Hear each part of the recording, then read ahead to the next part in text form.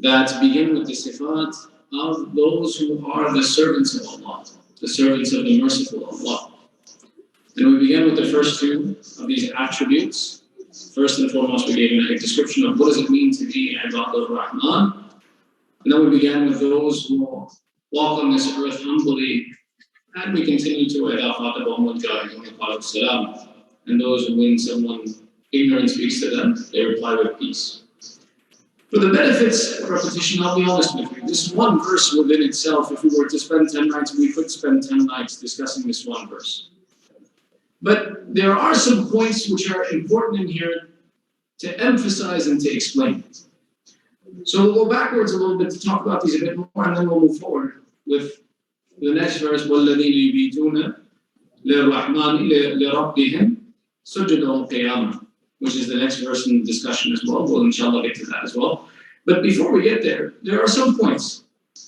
When we make the statement, for example, those who are humble before Allah, when we want to be humble, there are categories in which humility can be applied that our ulama have explained to us. When I want to be humble, there are things that I need to pay attention to make sure that humility is applied in the correct location where it deserves. And as such, there are 6 categories that are described in which humility applies. The significance of these 6 categories is to make sure that, for example, when I want to say that I am humble, I have given the correct approach of how to express humility. That I ensure that my humility is expressed in the correct arena with the correct person. Which is why our ulama have explained that when a person says they are humble, that there are at least 6 locations where humility needs to be applied. The first of these, and this is again with the idea that if we want to talk about practicality, this is how we become practical. That first thing that I say, when I say that I am humble before Allah.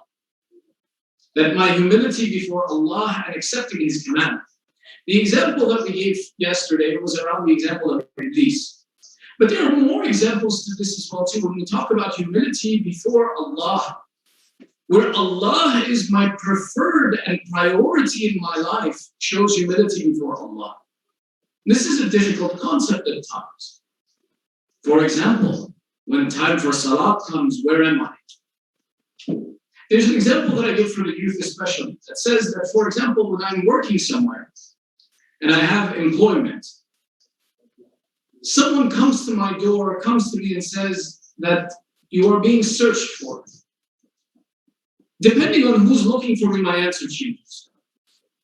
You see, if someone comes to me and says that one of your employees is looking for you, someone who works for you or someone who is under you is looking for you, I say, okay, I'll get to him when I get to him. He can wait.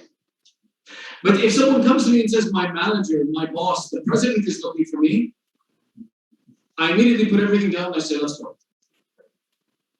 Because of the importance of the person who is communicating with me, my behavior changes. And the same is true when we talk about humility in front of Allah.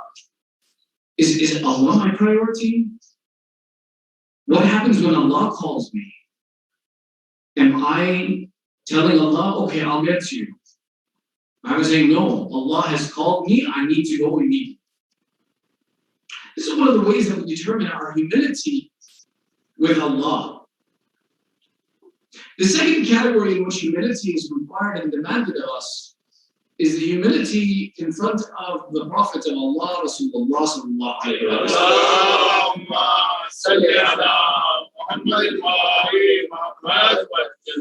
And that's in front of all of the Anbiya, that they have authority over us. This authority of the Anbiya over us is described in the humility we need to express in front of them. It's described in the Quran in many places as well too. That certainly the Prophet has more authority over you than you have over yourself. In Surah Hujurat, which discusses the akhlaqiyat of Islam, there is the discussion about how not to raise your voice in front of the Prophet. And how that is still applicable today. That when we go to, for example, the ziyarat of our Prophet, may Allah give us all tawfiq, inshallah, or his awsiya, his representatives, that we have an obligation that those people are still in authority over us. We are demanded to have humility in front of them. And that humility is such that we don't behave in front of the Prophet, in front of Ahlul Bayt, the way we behave amongst one another. That we don't speak in front of the Prophet the way we speak to each other. We don't speak in front of Ahlul Bayt the way we speak in front of each other. And that our humility extends to all those that Allah has given authority over us. In light of this, I think we have time. We have time? We're okay? In honor of Abu Talib, there's a point within this as well too. The authority extended to the Anbiya is mentioned in the Quran. And there are a few verses where it's mentioned, but the one that I want to reference for you today is Surah Baqarah, the second to last verse. Surah Baqarah has 286 verses, verse number 285, in which Allah says, آمن الرسول بما أنزل إليه من ربه والمؤمنون كل آمن بالله وملائكته وكتبه ورسله ولا نفرق بين أحد من رسله وقال سمعنا وأطعنا غفرانك ربنا وإليك المصير. This verse is saying that the messenger believes in that which has been sent down to him, that the Nabi accepts the message that he received, as do the men of faith, the mu'minun. Now the attribute of these mu'mineen is that they believe in Allah, they believe in the angels, his books and his messengers. And they say, we make no distinction. لا نفرق بين أحد من رسله. That we make no difference between the Anbiya. They are all people who we have to accept their authority and have faith in them. And that you are not a mu'min unless if you believe in all of these Anbiya. I cannot make the distinction that says that I believe in this prophet, but that one, Allah, I don't know if he was a good prophet or if he was a prophet or not. If he is a Nabi, I accept his authority. Including the awsiya of those Anbiya, meaning those representatives of Allah on this earth, from amongst those Anbiya and the authorities of Allah on this earth, I have to accept them as part of my faith. Should I refuse that, it is as if I have refused the tenet of faith. Now, understanding this verse, Surah Baqarah, verse number 285. لا نفرق بين أحد. We don't make any difference amongst those whom Allah appointed as his authority on this earth. Now I want you to take a look at the question that was asked of our eighth Imam Ali ibn Musa radiallahu anhu.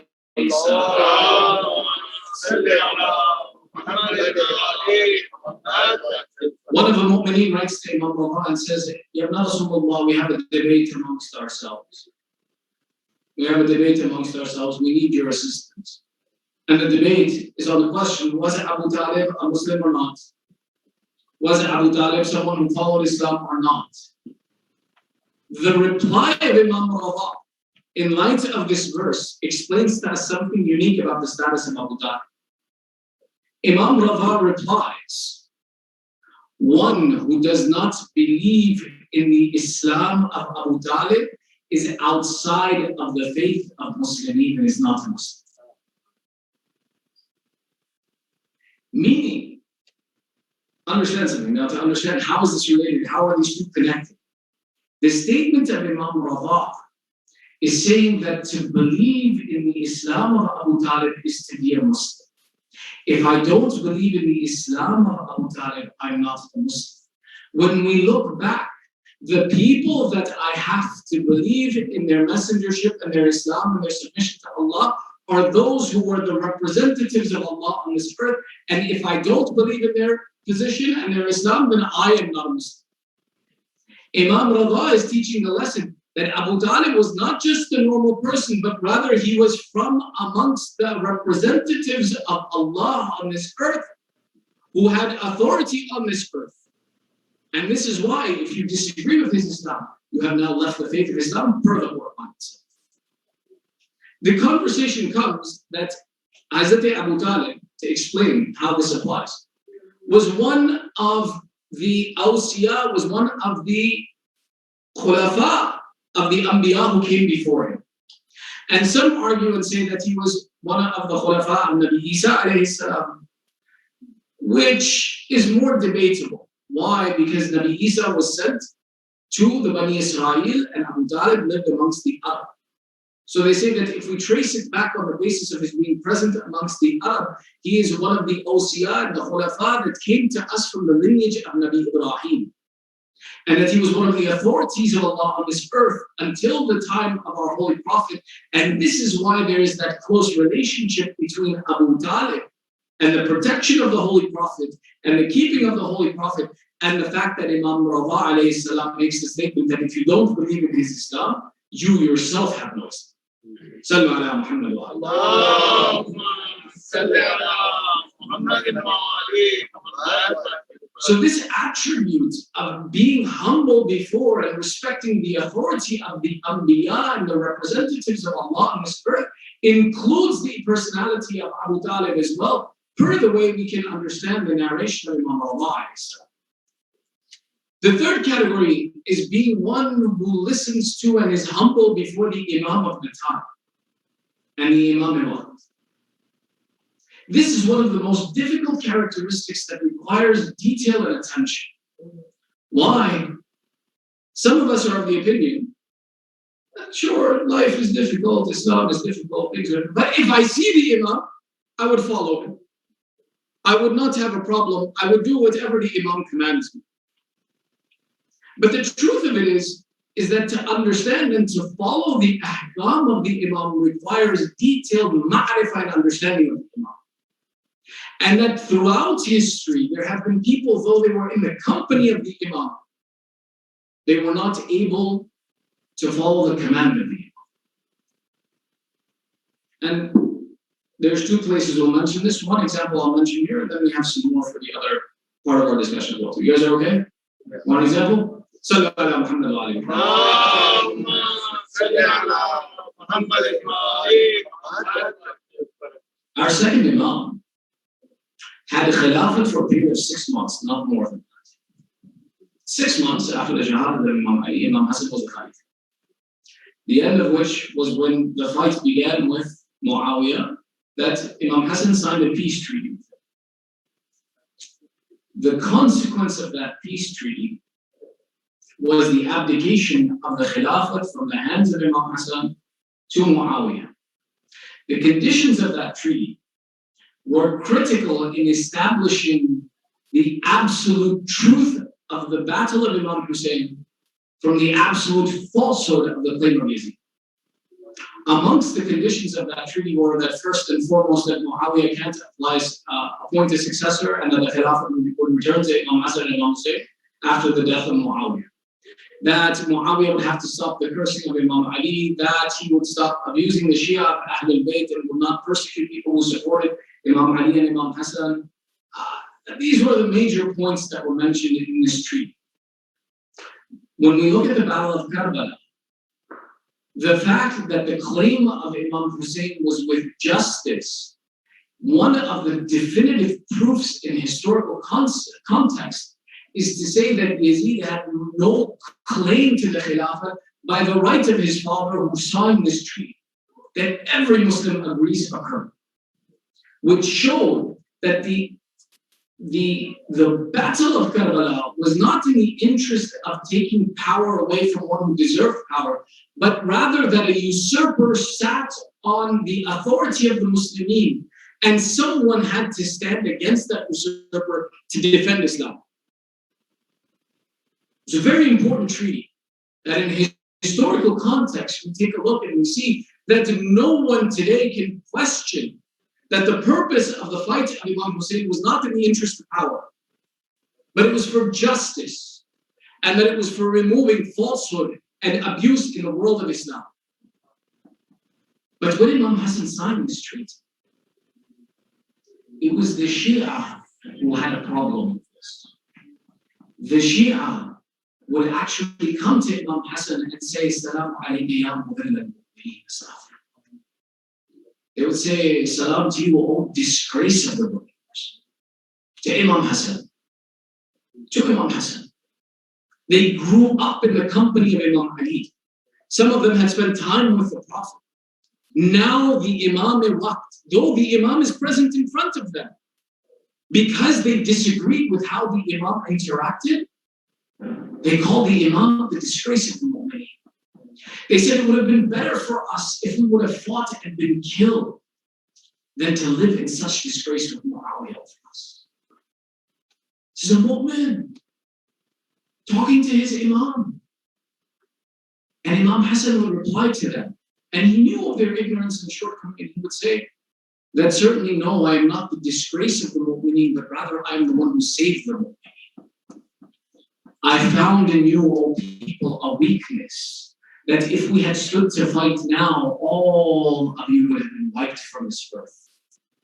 And like the Safina of Nuh, I protected you and I saved you from destruction on this earth. Imam Hassan, who was the authority of Allah, and these people were the companions of the Imam. Yet when they disagreed with the Imam, they didn't have the humility, the humbleness to submit to the command of the Imam. The same fear is true now. When our Imam comes, Ajjalallahu ta'ala farqi.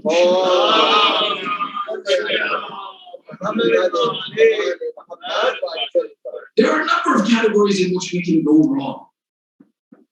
One category, especially for us, is that when the Imam calls, will we be able to give up everything that we have here and go? Think about it. The Imam's not going to give you time to, okay, let me pay off my mortgage. Let me make sure my payments this month are sent. Let me make sure that there's enough in the bank account to take care of the kids for as long as I'm gone. Let me sign up for a life insurance policy. So if anything happens to me, my children are taken care of. There will be many people who will say, but I have liabilities, I have responsibilities. How can I leave what I have as a responsibility and go to my Imam? Especially for us. See, one of the disadvantages, and this is something that, in the professional environment they teach you, they said we love it when people buy things. Because it means that they're tied to us. They have to come to work every day. They have obligations, they have bills to pay. Would you be able to prioritize the response to the call of the Imam over your own responsibilities? Over your children? Or will you say to the Imam, let someone else go, I have to take care of these kids, I have to pay the mortgage. Who's going to go to the work and take care of the responsibilities? I'm a manager, I have many people to take responsibility for. This is the first example that we can go wrong. To understand something, that our answer to the Imam and care for the Imam precedes our desire to even take care of our own obligations and responsibilities. No one loves your children more than your Imam. So if your Imam calls you, he's more concerned about taking care of your family than you are. So why would I be worried?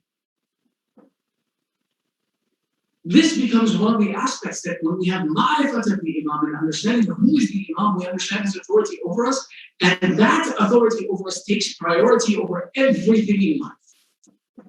The other aspect is that there will be those who will think, why did the Imam command me to do this and not that? Why did the Imam command me to fight here and not there? Why did the Imam can use me better over here than he can use me somewhere else?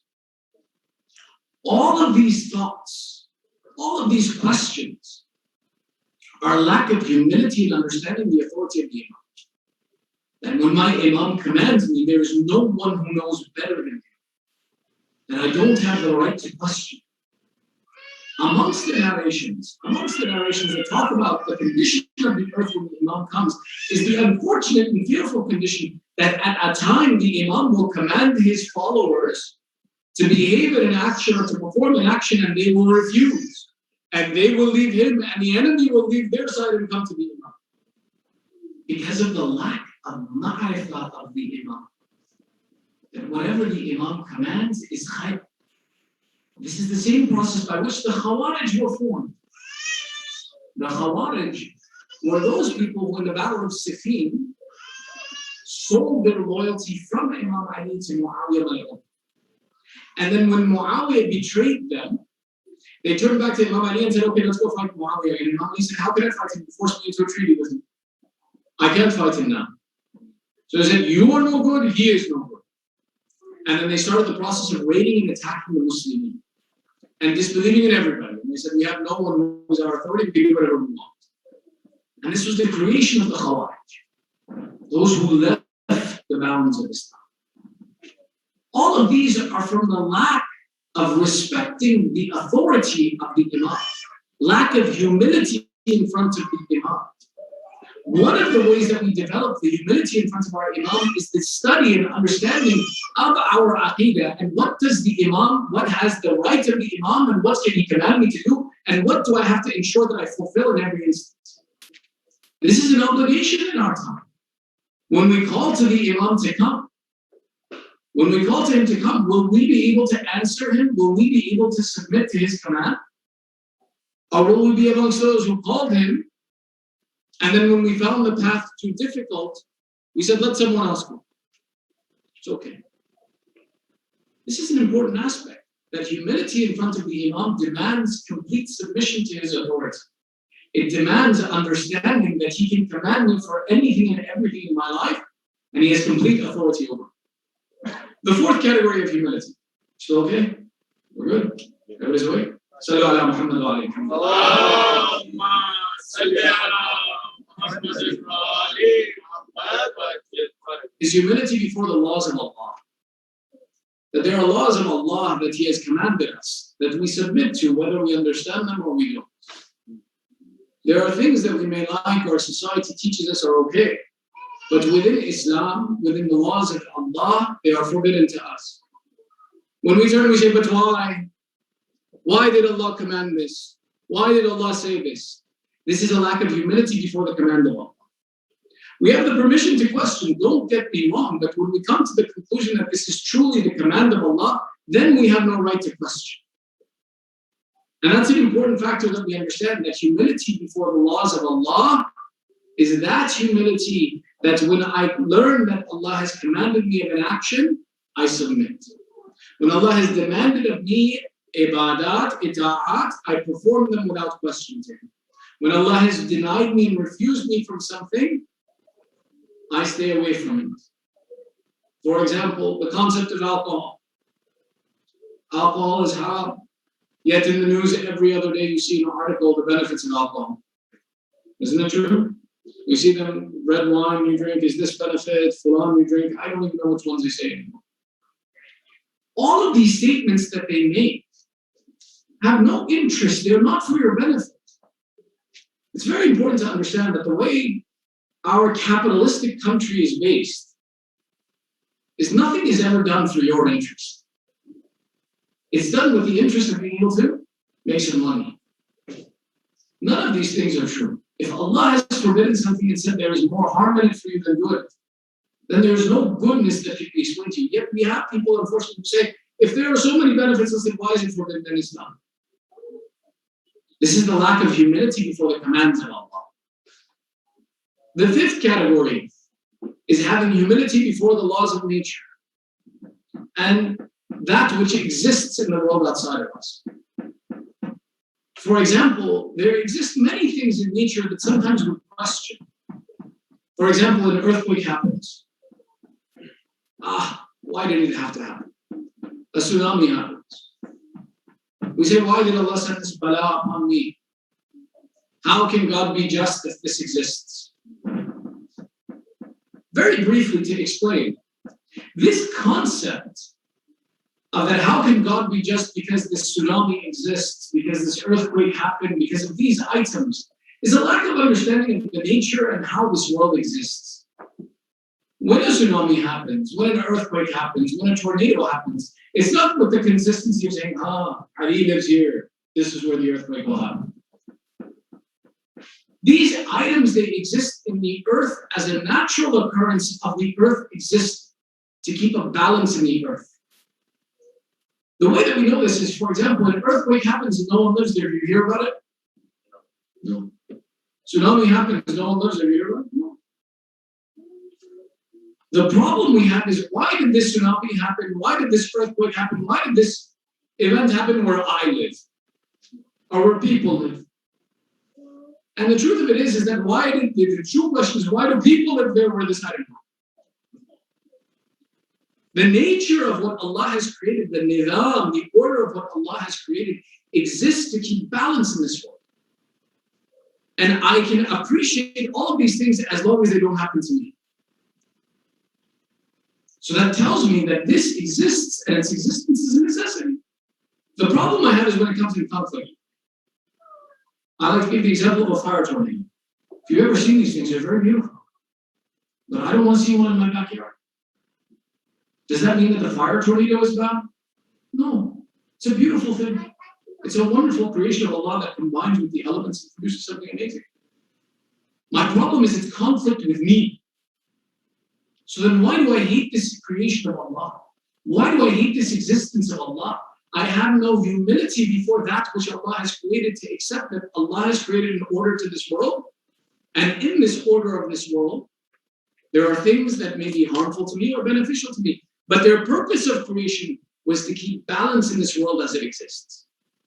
And that acceptance of Allah's creation and that acceptance of the order that exists in the world is one of the aspects of humility that we want to have. When I say I have humility, it's the ability to accept that this can exist. That though it may be harmful to me, it's a beneficial creation of Allah, and I don't criticize its existence. I accept that this is the natural order of things. It's one of the responsibilities we have when we say, I'm a humble creation of Allah. Do I have humility in front of all these things? And these are difficult qualities to develop. There's a story of, for example, a man who heard of a pious spiritual individual who lived very far away from town. And he lived alone and he was a recluse. And the man says, I want to learn how to have peace in my life and humility and be able to accept what Allah has put in my life. So the people of the town tell him that if you want to learn how to have peace in your life, go see this spiritual man. Go ask him, and he will guide you to have spirituality in your life. And he says, okay. And he starts his journey, and certainly it's a far journey, far distance. Eventually, he sees a small hut far away from the cities after days of traveling.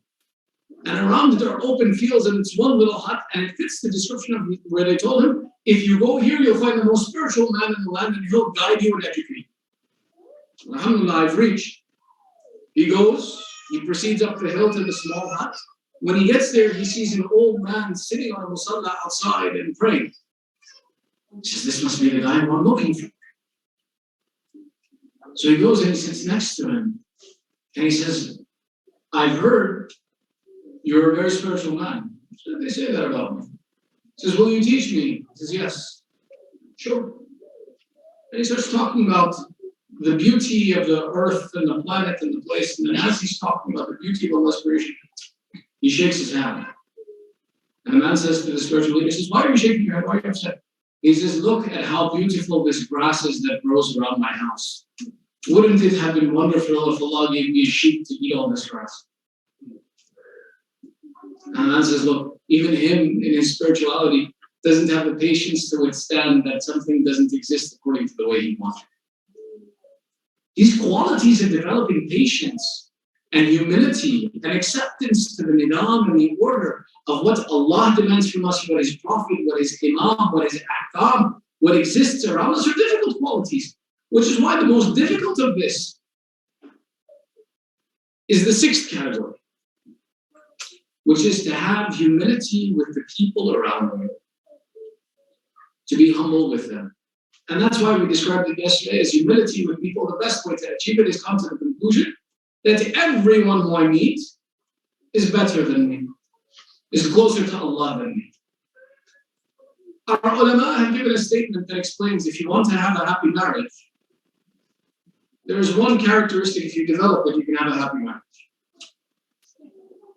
They said, learn in your relationship to look at your faults as great and the faults of your spouse as small. And learn to look at your contributions and your good deeds as small and the good deeds of your spouse as great. If you can achieve this, you can have a happy marriage. Because we do the opposite of this. When we make a mistake, we say, it was a little mistake. It wasn't a big deal. Why are you upset? And when we do something good, we say, oh, don't you appreciate me and everything I did for you? Look at how much I do for you. Sallu ala Muhammad wa ali Muhammad. We won't mention the culture, so.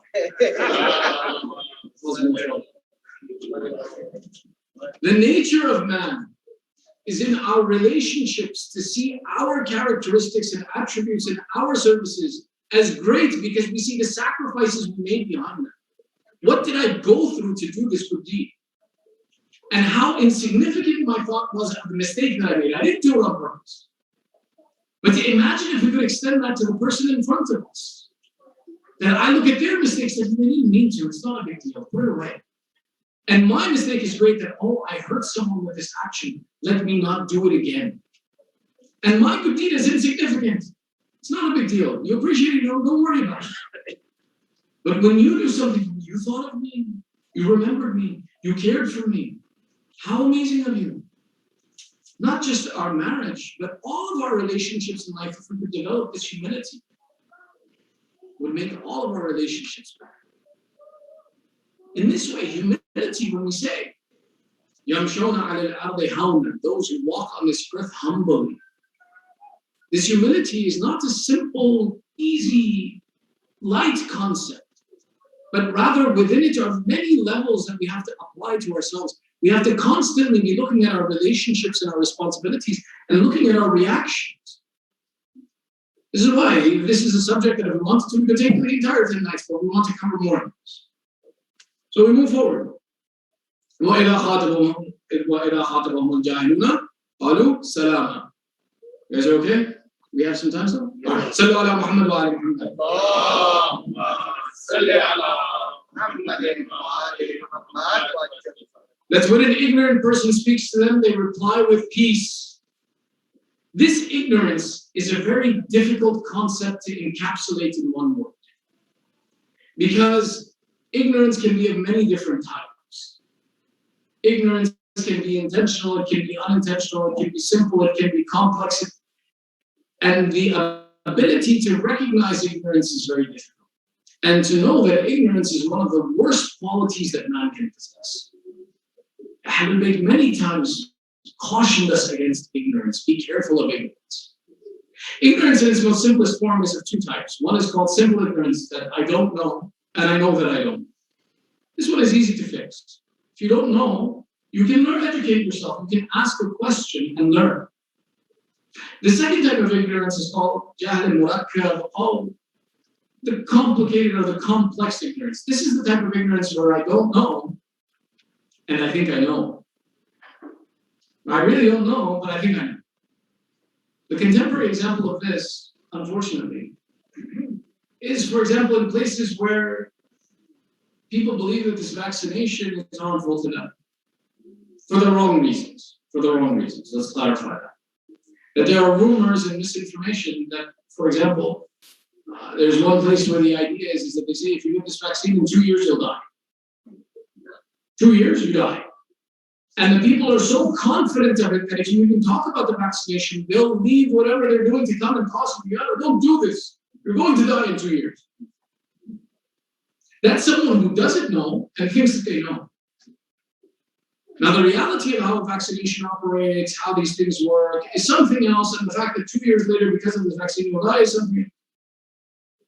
But the rumor has taken hold in such a way that their ignorance has become complicated. They believe that they know. This type of ignorance is very hard to make. Because I think I know. I think I'm educated. I think my opinion is more correct than anything else. To break this type of ignorance, it requires time and research and attention. It requires that a person goes and educates themselves on subjects based upon facts, and then compares their opinion to those facts and comes to the realization of how does this fact differentiate from my beliefs. It's very complicated. It's not an easy subject to break. But our discussion is not necessarily what to do if I possess that ignorance, but that when someone who is ignorant comes to me, that I reply to them with peace. One, by arguing with them, I don't correct someone's ignorance, I make them stubborn on their ignorance. When I reply with harshness to a person who is ignorant, they turn away from me and they won't talk to me anymore, and there'll never be the opportunity to correct that ignorance. Instead of me becoming a source of guidance for a person who is ignorant or mistaken, I become a blockade from them gaining the education that they need by being harsh. There are many examples that our A'immah demonstrated for us to learn this. One of the examples is from Imam Ali ibn Abi Talib alayhi salam.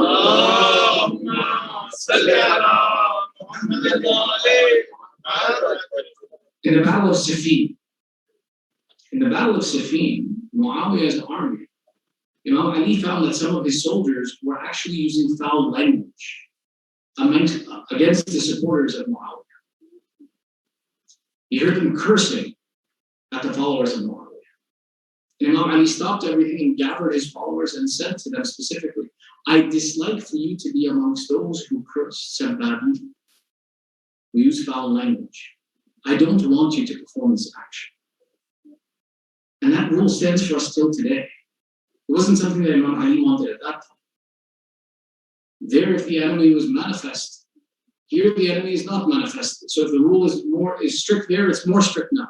Because he's not in front of you causing trouble. Imam Ali says, no, don't use cursing, don't use foul language. He says, instead, if you want to disagree with them, tell them about his attributes. Talk about the reality and let them come to the conclusion of if this is the reality that they're following the wrong path. When you curse someone, don't curse the gods of those who pray to other than Allah, lest that they curse Allah without knowledge. They'll curse Allah. The reply to your cursing will be cursing. The ignorance will become established. It will be harder to break if you use this foul language. Till today, there are people we dislike. There are people who caused harm to our beloved people. Our response to them is not to use foul language against them, not to curse them, but rather just explain what did they do in history. What kind of people were these? What were their attributes? Such that should someone want to come and sit and listen, it would not be an attack against that person, rather it would be a bayan, it would be an explanation. What happened in history? Let them decide. Our Ahlul Bayt were constantly faced with these difficulties. The example of Imam Hassan, when he made the treaty, these were the Shia who were attacking him. But even those who weren't, there's a narration that says when Imam Hassan was sitting in Masjid al-Nabawi, a man from Sham came, and when he found out who was Imam Hassan, he came and he sat in such a way that he kneeled on the Aba of Imam Hassan so that Imam Hassan couldn't stand up and walk away. And then he started cursing Imam Hassan and his father and everyone. And the companions are sitting there watching this. And Imam Hassan, when this man finishes, he says to him, it seems you're a stranger in our town. I have some properties you can stay at, and if you have any needs, we will take care of them for you. Look at how the Imam replies to this character. Our fourth Imam also as well would be attacked by people. Those who are the supporters of Banu Umayyah or others would come. In one narration, they come and they curse at Imam Zayn al-Abidin. They curse at him. Imam Zayn al-Abidin says at the end of the conversation, he says, if what you are saying is true, may Allah forgive me. And if what you are saying is false, may Allah forgive you. Look at the peace with which the Imam replies. There's a famous narration of Imam Hussain al-Kadhim alayhi salam.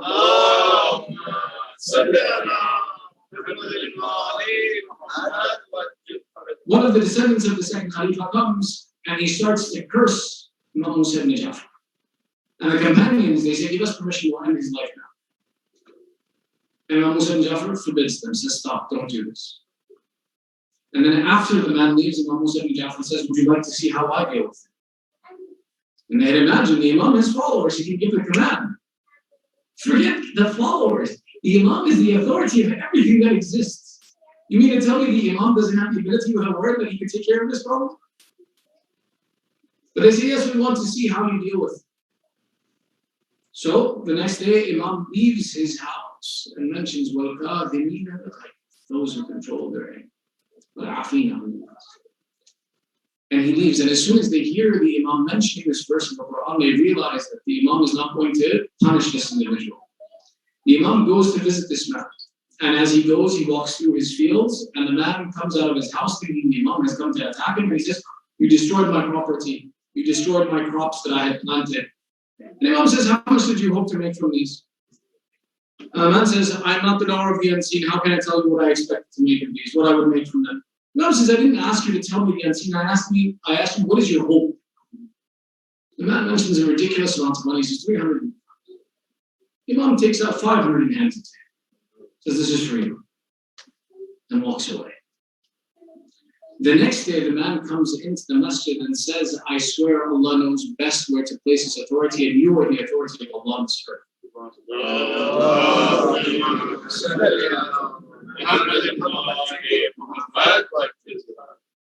The companion sees this and says, yesterday this man was cursing you. He was hating you. Today this man is loving you and claiming you are the authority of Allah on this earth. The Imam replies, wasn't the goodness in me greater than the hate in him? This is the same example. If you are the lovers of Ahlul Bayt, if you have access to the most perfect guidance in humanity, then the goodness in you has to be better than the ignorance and hate and evil in anyone else. This is why the Ibad al-Rahman are those who, when they're spoken to by ignorant people, most of these people are ignorant. They don't know better. You can't reply to them in kind. Someone abuses you, you can't abuse him. Someone does badness to you, you can't do harm to him. Why? Because the goodness in you has to be greater than the evil in you. You have to be the one, because of the hidayah present in you, that behave better than you. The example of this comes in Mufaddal. Mufaddal, a companion of the sixth Imam, says, I was sitting in the masjid and a famous atheist of the time comes and says, he was sitting in the Masjid al-Nabawi and he says, the atheist was sitting with his companions and he makes a statement, he says, what this Muhammad did to bring order and government to the Arabs was the best thing ever. But this religion he brought was nonsense. Mufaddal loses him. Comes over to him and starts yelling at him, how dare you? And the man turns to me and says, whoa, hold on a second. Aren't you one of the followers of Ja'far al-Sadiq? Mufaddal becomes embarrassed. He says, yes, I am. The atheist says, then why don't you talk to me the way Ja'far al-Sadiq would talk to me? Why are you being harsh with me? And Mufaddal realizes the mistake. Imagine that every person who we used abusive language with knew our source, knew whose followers we are, and they questioned us in the same way. Aren't you the follower of this merciful, kind leader of humanity? Then why aren't you talking to me like you? Why are you behaving with me in an inappropriate manner? Imagine if we were held to the same question. Mufaddal, dejected, goes back to Imam and explains the entire situation, and the Imam assists him. And this is where we get the hadith of Tawheed al-Mufaddal. Tawheed al-Mufaddal is one of the intellectual complete proofs of how to prove the existence of Allah and the authority of Allah on this earth and the presence of Allah in front of an atheist. This was a lesson that was taught, but the origination came from the idea that a person spoke as a representative of the Imam inappropriately, that he didn't know how to act. And that's an important characteristic we develop. Now, there's more that I wanted to cover, but we're short on time. Which is why, if you want to be the representative of the Imam, it's important to know who the representatives of the Imam are. And there was no greater example of a representative of the Imam than one known as Muslim ibn Aqil. Muslim ibn Aqil is known as Safir Imam Hussain, the ambassador of Imam Hussain. Imam Hussain, when he describes Muslim ibn Aqil to the people of Kufa, he says, هَذَا أَخِي وَابْنَ عَمِّي وَثِقَتِي. This is the son, this is my cousin, this is my brother, this is my trustworthy one. Yaduhu yadi. That the hand of Muslim ibn Aqil is mine. Imam explains that this is the character of who Muslim ibn Aqil is. You know, after the event of Karbala, they said we saw Imam Zayn al-Abidin, he would go sit with the families of Aqil and cry with them more than he would sit with the children of Ja'far. And I said, Ya Rasulullah, why do we see more with the children of Aqil and the families of Aqil than the families of Ja'far? They were both your uncles. Imam would explain that there were no more greater sacrifices than the ones that the family of Aqil made for us in Karbala. The first of these sacrifices is Muslim ibn Aqil. who, when you look at the fact that he was the ambassador of Imam al-Hussain, you see the similarities between the shahadat of Muslim ibn Aqil and Abu Abdullah. Muslim ibn Aqil is a stranger among strangers. He is left alone in Kufa in such a way that he has nowhere to go. He sits on the stoop of a house without water to drink. When the woman comes from the house, she says, it is inappropriate for you to sit on my doorstep. Leave and go to your house. Muslim ibn Aqil replies, I have no house. I am a stranger in this land. She says, who are you that you are a stranger? He says, I am the Zafir of Hussain, Muslim ibn Aqil. And this woman brings him into her house. And the next day, he is the one who is fought against with treachery, that the armies come to collect him and they have to fight him with treachery. And the fight of Muslim ibn Aqil resembles that of Imam al-Hussain in the same way, that they thought that we had to capture but one man. There was one alone who was left. And we thought it would be easy for us to capture him. Yet the army that came, the soldiers that came to fight Muslim ibn Aqil, they had to keep going back to Ubaydullah and saying, send more soldiers. And Ubaydullah says, I sent you after one man. Why do you need more soldiers? They said, you did not send us after a shopkeeper of Kufa. You sent us after the lion of the Banu Hashim that is difficult to capture. The same way, when they saw Abu Abdullah alone in Karbala, his back was bent by the killing of Abbas. He covered his eyes because he lost the light of his eyes by the killing of Akbar. They thought this Hussein will be easy for us to finish. Yet they said when Hussein attacked, the entire army would run. They said we had never seen someone who had lost so much with such bravery with how Hussein ibn Ali attacked us. Muslim ibn Aqil is the one who is killed alone in such a way that they said, Ubaydullah said, oh Muslim, I will kill you in a way no one has been killed before.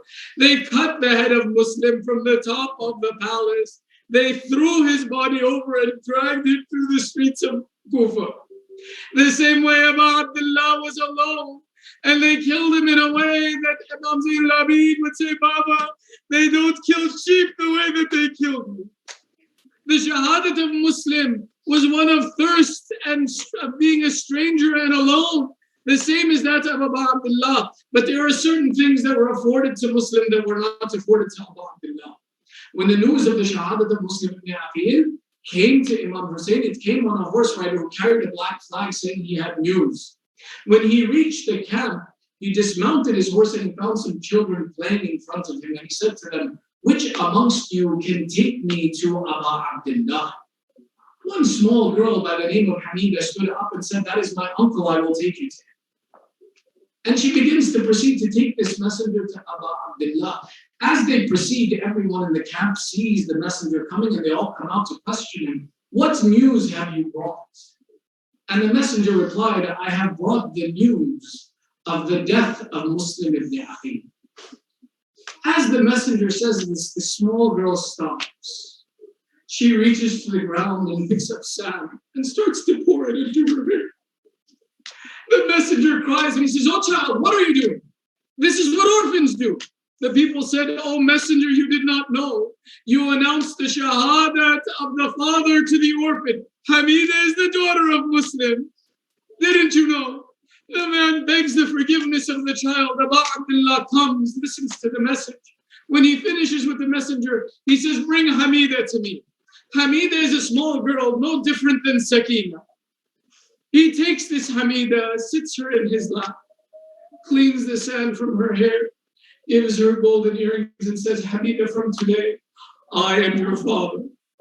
I am the one who will take care of you. You are not alone. Hussein is alive. Hamida, I am here for you. It was this scene that a small girl by the name of Sakina, it is said, was watching. That on the day of Ashura, she said to her father, Baba, who will put their hand over my head after you? Who will show kindness to me after you? The children of Muslim were not just those two young boys who were killed in such a way that Ubaydullah who killed their father. They said that when the heads of the sons of Muslim were brought to Ubaydullah, he would stand up and sit down. Stand up and, Harith, did you not have any shame that you did not have to kill these children? There were two other sons of Muslim that were presented in the field of Karbala. These were two grown sons of Muslim ibn Aqil, that on the night of Ashura, when Abu Abdullah says, take my family and leave, these two sons stepped forward and said, We will not leave you, O Aba Abdullah. We will stand and fight. These are the same people who betrayed our father. We will defend his honor. It is said that the older of these two was known as Abdullah ibn Muslim, who was one of the first warriors to go fight on the day of Ashura from amongst the family of Banu Hashim. He fought in such a way that he killed over 100 of the soldiers of Umar Sa'd. When Mukhtar al-Thaqafi set his cords, they caught the one who shot the arrows that killed the son of Muslim, and they said, describe for us what you did on the day of Ashura. He says there was a young man of maybe 18 years who came, and he was a valiant fighter and he had beauty in his face. I wanted to stop him, so I shot an arrow at him. When the arrow approached him, he raised his hand to stop it, and his hand became pierced to his forehead. He called out to me, "Oh Mal'ood, do you not know we are the family of Rasulullah?" Before he could finish his phrase, I shot a second arrow that pierced his chest, and this boy fell from his horse. I went to collect my arrows. I pulled my arrow from his chest. When I wanted to remove the arrow from his forehead, I shook it back and forth, but it would not come loose. The court of Mukhtar, hearing the abuse of the sons of Muslim, began to attack this man. Mukhtar said, "No, he killed the son of Muslim by arrows. Shoot arrows at him until he is killed in the same way." على لعنة الله على القوم الظالمين وسيعلم الذين ظلموا أي منقلب ينقلبون.